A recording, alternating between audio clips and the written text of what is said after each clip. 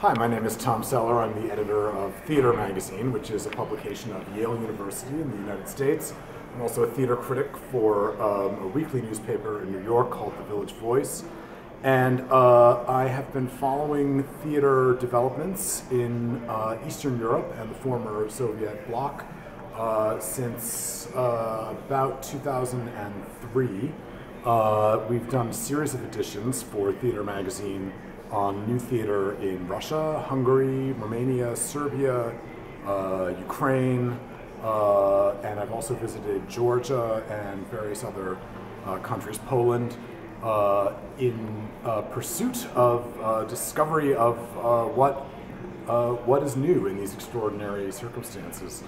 My interest in Russian theater dates back to 2005 when I first visited Moscow and St. Petersburg to research a double edition of theater, which was documenting some of the changes that were happening, especially around new drama and the introduction of this new kind of playwriting.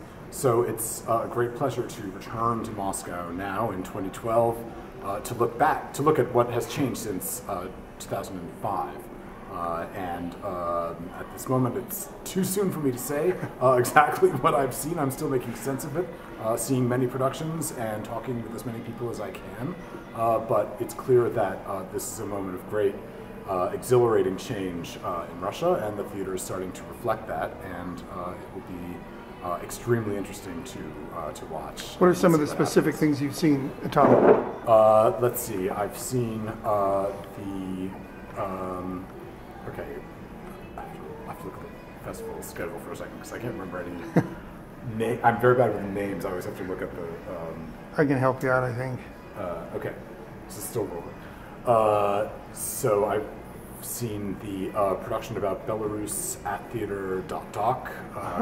Two in Your House. Two in Your House. Two in Your House, written by Elena which was reflective of the kind of theater doc plays that were being done all along, but which now require kind of special power in this changed political climate.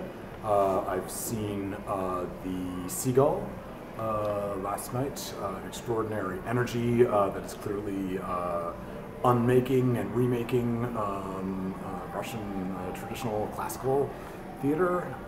And tonight I'm looking forward to seeing Lear with Konstantin Bogomolov. The Konstantin Bogomolov production, which also is, I think, a new kind of theater, not just for Russia, but perhaps for the world. So I'm curious to see what will come of that.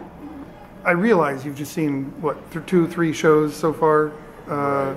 Maybe 4 or 5. But still, do you see any difference from what you saw when you were? I mean, it's been a long time since you came back. I have to reflect, I think, before I can really. So you were talking about doing these issues for on these different cultures.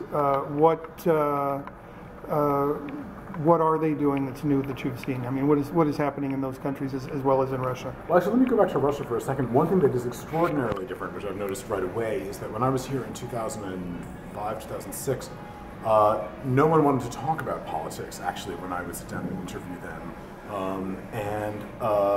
I was very surprised by that. And now it seems that everyone is talking about the political changes all the time. And some of the discussions have been at least as interesting as the plays, actually. So that is one thing that I've noticed that is very different, just off the bat. The willingness to confront certain political questions, bring them out in the open right away. That's really astonishing.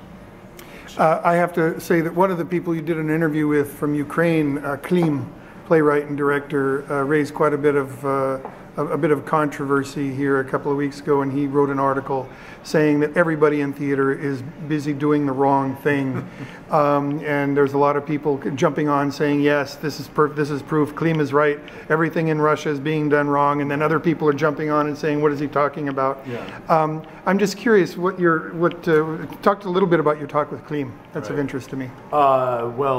He's an extraordinary figure. We were talking, I met him in Kiev, and we were talking specifically about a Ukrainian context, not really about Russia. And he was extremely pessimistic on the political future of Ukraine. He thinks it's going to end in a kind of Balkan war, bloodbath between the two parts of Ukraine. That was a very shocking thing to hear, and he was very pessimistic about what could be done culturally by the artists in such a place, which I think is why he's back in Moscow now, making trouble here instead of there. One thing I guess I would say that all of these countries have in common, and this is not just common in the former Soviet bloc countries, but is also true in Western Europe and also in America, all places where I travel and see work, is that everyone in all of these places thinks that the repertory theater model is coming to an end. Everyone perceives the same crisis of audiences, a need for structural changes, a need for a kind of theater that is more democratic in its aspirations, at the same time that is more creative in its aesthetics.